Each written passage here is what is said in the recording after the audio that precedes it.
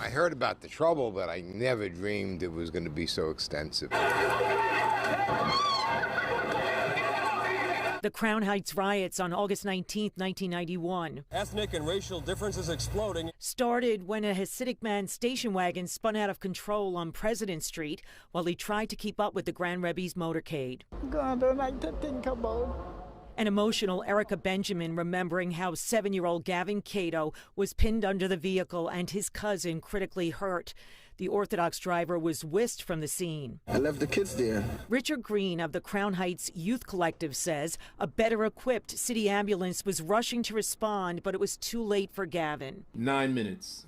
It took 9 minutes. Took 9 minutes from Kings County to the site. Soon after, angry groups started gathering in the streets. One group beat and stabbed a visiting rabbinical student from Australia, Yankel Rosenbaum. He died at Kings County Hospital after doctors failed to detect one of the wounds.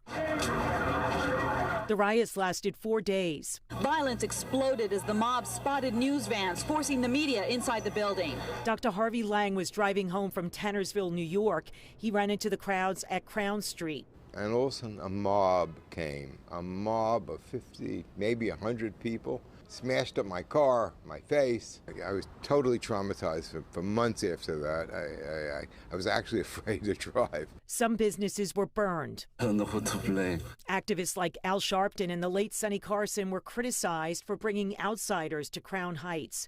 Richard Green was summoned by then-Mayor David Dinkins to help defuse the situation. We met at City Hall.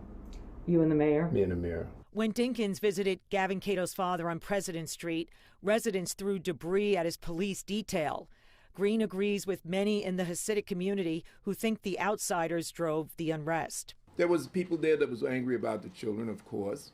But I think most folks want to make their point, and they find, here's a good opportunity for us to ring the bells of change. The police department is going to enforce the law. They must enforce the law. Lemrick Nelson was acquitted of murdering Yankel Rosenbaum at a state trial, but later convicted in federal court of violating Rosenbaum's civil rights. Rosenbaum's brother Norman, a lawyer, flew to the U.S. from Australia 250 times seeking justice. This gate outside 1681 President Street in Crown Heights was not here on that night 30 years ago when Gavin Cato was hit by the car while he was fixing his bicycle. But there is one remnant of that night that does remain. It's this large boulder that used to be affixed to the stoop. And 3 decades later, Hasidic Jews are walking the streets peacefully with their black neighbors, sometimes traveling on scooter.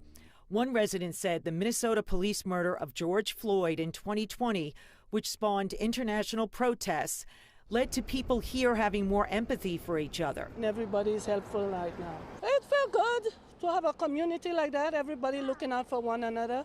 I'm Mary Murphy, Pix 11 News.